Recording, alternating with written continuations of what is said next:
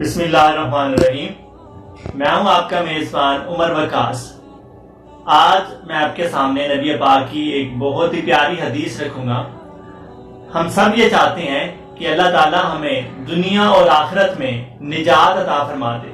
تو نبی پاک نے صحابہ کرام سے فرمایا، اے صحابہ کرام، کیا تم یہ چاہتے ہو اللہ تعالیٰ تمہیں دنیا اور آخرت میں نجات عطا فرما دے؟ یعنی جو دنیا کے مسائل ہیں وہ بھی اللہ تعالیٰ آپ کے ختم فرما دے، اور آخرت کے جو مسائل ہوں تو وہ بھی اللہ تعالیٰ ختم فرما دے۔ اس کے لیے 3 ذریعے ہیں، اگر ہم ان پر عمل کریں گے تو اللہ تعالیٰ ہمیں دنیا میں بھی کامیابی عطا فرمائے گا، آخرت میں بھی کامیابی عطا فرمائے گا۔ دنیا کے جو مسائل ہیں اس سے بھی نجات عطا فرمائے گا، دنیا میں بھی ہم بچ جائیں گے اور آخرت میں بھی ہم بچ جائیں گے۔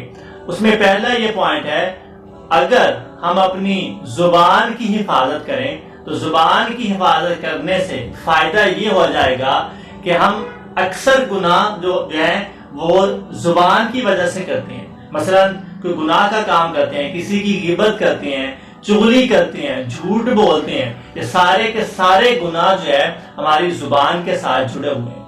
اگر ہم اپنی زبان پہ کنٹرول کر لیں اور بری بات کبھی بھی زبان سے نہ نکالیں تو ہم دنیا میں بھی بچ جائیں گے۔ مثال کے طور پر اسی زبان سے ہم بعض دفعہ لوگوں کو اتنی تکلیف دیتے ہیں، ان کو اتنا جلاتے ہیں، ان کو اتنا تنگ کرتے ہیں، جس کی وجہ سے وہ لوگ ہم سے بڑے ہی بدظن ہو جاتے ہیں۔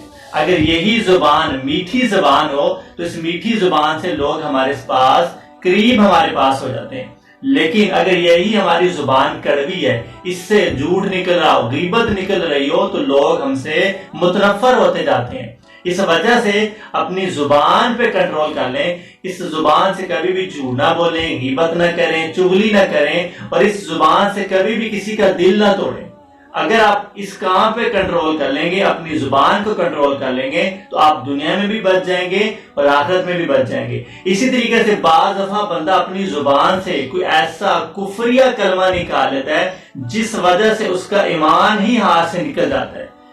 اس میں مثال لے لیں، مثلا کوئی نماز کی بے ادبی کر دیتا ہے، اللہ تعالیٰ کے بارے میں کوئی بے ادبی کر دیتا ہے، نماز کے بارے میں بے ادبی کر دیتا ہے، تو وہ بندہ مسلمان ہی نہیں رہتا۔ اس وجہ سے کوشش کریں اپنی زبان کو کنٹرول میں رکھیں۔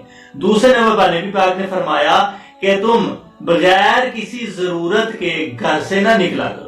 اگر آپ گھر سے نکلیں گے، آپ دیکھیں جب آپ بازار میں جا رہے ہوتے ہیں تو وہاں پہ بدنگاہی بھی ہوتی ہے، بندے کے دل میں طرح طرح کے خیالات بھی آتے ہیں، تو اگر کوئی سخت ضرورت ہو تو پھر آپ گھر سے باہر نکلیں۔ اگر کوئی ضرورت نہیں ہے تو آپ بلا وجہ گھر سے باہر نہ نکلیں۔ جب آپ بازار میں جائیں گے تو وہاں پہ آپ کے آنکھوں میں طرح طرح کی چیزیں دیکھنے کے لیے آپ کو ملیں گی، جس سے بندے کے دل اور خیالات جو ہیں وہ آلودہ ہوتے ہیں۔ تو کوشش کریں اپنے گھر کے اندر رہیں۔ ہاں، جہاں پہ بہت سخت ضرورت ہو تو آپ گھر سے باہر جا سکتے ہیں۔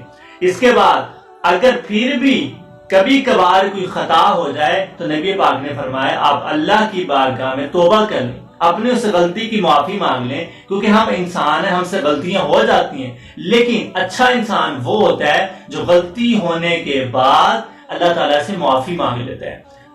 جو بندہ گناہ ہونے کے بعد توبہ کر لیتا ہے، اللہ تعالیٰ سے معافی مانگ لیتا ہے، وہ ایسے ہو جاتا ہے جیسے اس نے گناہ کیا ہی نہیں۔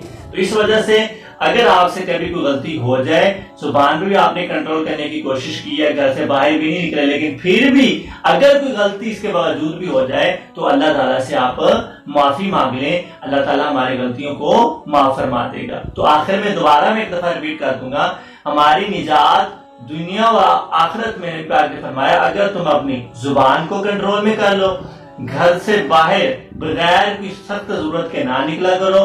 تیسرے نمبر پر آپ نے فرمایا کہ اگر کوئی غلطی ہو جائے تو اس کو آپ اللہ تعالیٰ کی بارگاہ میں رو رو کر اس غلطی پر معافی مانگ لیں۔ اگر یہ 3 کام ہم کر لیں گے تو اللہ تعالیٰ ہمیں دنیا میں بھی نجات دے دے گا اور آخرت میں بھی نجات دے دے گا۔